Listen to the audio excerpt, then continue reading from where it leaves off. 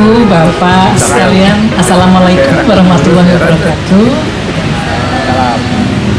Ketika minggu lalu saya telepon Pak Purnama dan juga Mas Hermanu untuk membuka pameran ini. Di saat itu saya sebenarnya sedang mempersiapkan tugas untuk mahasiswa saya, sebuah studio untuk mendesain sebuah kampus, dan lebih fokusnya pada perpustakaan di satu kota kecil daerah dari Burkina Faso di Afrika. Dan itu sebuah kerjasama dengan Mas Darwis Kudori untuk meneruskan pidato-pidato Bung Karno yang ada 3 masuk menjadi UNESCO Memory of the World.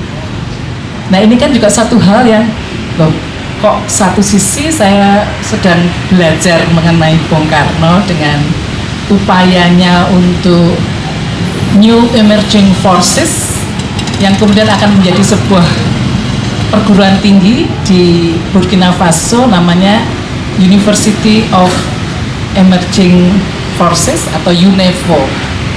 Dan gagasannya ini kemudian kerjasama dengan Fakultas Teknik UGM, Kapgama, kita mulai berunding. Dan untuk exercise, saya mengajak mahasiswa saya untuk kita bikin desain di sana, mempelajari arsitektur vernakular. Dan ini rasanya Bung Karno tahun 2025 adalah 70 tahun konferensi Asia Afrika. Nah, di sini saya membaca tulisan dari Ibu Fatmawati, 2 orang yang menurut saya kok beda sekali ya, beda sekali gitu. Tetapi ada hal-hal yang menurut saya sangat kuat sama, yaitu mereka punya prinsip. Dan saya melihat ketika semakin mendalami dari tulisan dan berharap nanti dari foto-fotonya juga akan bisa sesuatu yang itulah Bu Fatmawati yang dalam biografinya dia bercerita ketika tinggal di Bengkulu, kemudian di zaman Jepang dan kemerdekaan, kemudian di Yogyakarta, dan di Yogyakarta beliau bercerita ketika harus menghindari dari kehidupan yang dengan orang-orang Belanda. Beliau tinggal di daerah dekat Kota Baru, kemudian cari air saja sampai Kali Code begitu ya. Itu satu hal yang sangat menarik. Dan setelah itu ke Istana Merdeka, dan akhirnya periode Sriwijaya, sebuah rumah yang kemudian kita tahu itu dihuni oleh Mas Guru Soekarno Putra. Dan disitulah kehidupan seni budaya juga dikembangkan. Dan dari cerita itu saya melihat ini ibu ini sangat punya prinsip, dan yang paling utama dia pemberani, karena banyak sekali dari cerita-ceritanya itu beliau sangat berani. Banyak hal jualan pada waktu itu untuk kehidupan keluarga, kemudian menyanyi, sangat senang menyanyi. Dan menarik sekali, di satu sisi beliau bercerita sedang membaca Al-Quran, di satu sisinya lagi perayaan Hari Natal dan menyanyi Selenite. Kemudian ketika tiba-tiba akan ada kemerdekaan Indonesia, dicarilah, kita belum punya bendera. Kemudian beliau langsung mengambil dan sudah dibuat 1 tahun sebelumnya. Jadi itu juga satu proses yang menurut saya ini luar biasa. Kehidupannya itu yang memang naik turun, dan yang bagi saya sangat menyedihkan, tetapi beliau amat sangat tegar dan bilang, saya memang tidak mau dimadu, saya anti poligami. Ketika 2 hari melahirkan Guru Soekarno Putra, dan kemudian harus transfusi dan sebagainya, tetapi 2 hari setelah lahir Pak Bung Karno mengatakan, saya minta izin untuk saya akan menikah kembali dengan Hartini. Nah itu kan suatu hal yang betapa kehidupan Ibu Fatmawati naik turun seperti itu, tetapi dia tetap tidak ada, dia tetap menerima Bung Karno sebagai orang yang hebat, orang yang sangat berharga untuk Indonesia dan bahkan dunia. Dan beliau sudah menyiapkan juga tempat untuk beliau sendiri hidup, yaitu di Jalan Sriwijaya, Kebayoran Baru. Sangat pemberani, sangat punya prinsip, dan mereka memang berbeda jalan, dan tapi tetap saling menghargai. Nah ini yang mungkin perbedaan-perbedaan itu bisa menjadi contoh ya, saya pikir buat kita semuanya, bahwa kalau kita sudah ya memang tidak setuju ya sudah, kita hargai apa yang dia mau. Dan saya punya prinsip seperti ini, saya anti poligami, saya tidak mau maju. Dan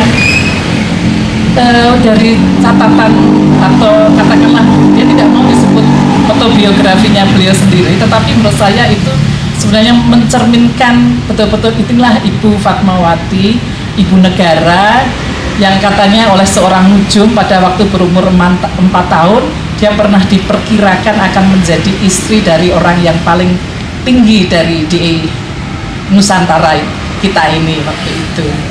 Jadi ini satu hal yang menurut saya sangat luar biasa, seorang ibu rumah tangga tetapi membantu betul Indonesia, dan memang beliau adalah pahlawan dengan caranya sendiri. Dan saya selalu ingat beliau itu karena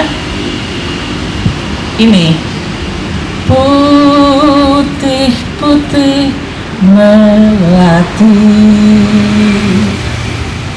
mekar di taman sari, semerbak harum penjuru bumi. Saya buka pameran ini dan bagus lagunya Guru Soekarno Putra untuk ibunya.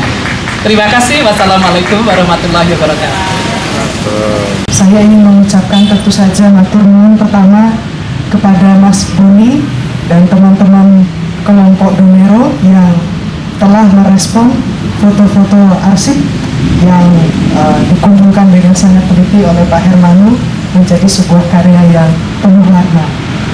Assalamualaikum warahmatullahi wabarakatuh.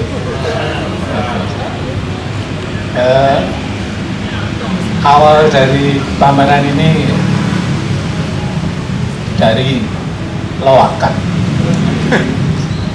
Jadi waktu paingan di Pasar Loak di Jangkang sana, saya jalan-jalan di Pasar Loak nemu bukunya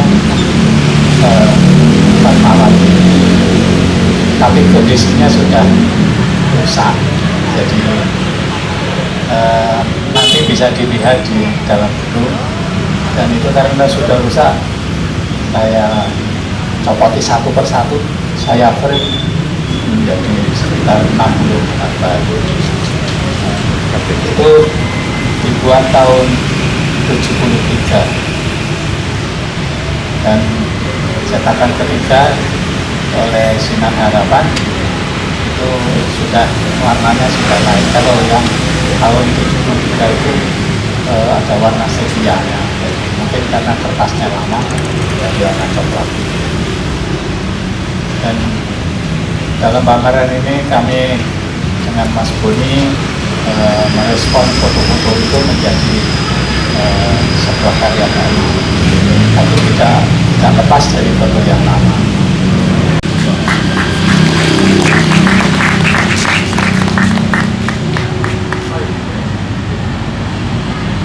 Apa ya? Oke, apa itu? Wah, luar biasa sekali. Ini sekedar kenang-kenangan dari Bentara Budaya untuk kita yang telah membuka dan bercerita dengan baik dengan mengesankan tentang Ibu Fatmawati. Ini topeng Dewi Anggra ini cinta pertama Panji dalam tradisi kisah Panji, dan seorang perempuan yang kuat juga, tetapi nasibnya tragis karena persekutuan Jenggala dan Kediri karena tidak disetujui dan menjadi kisah yang romantis tragis dalam tradisi Panji.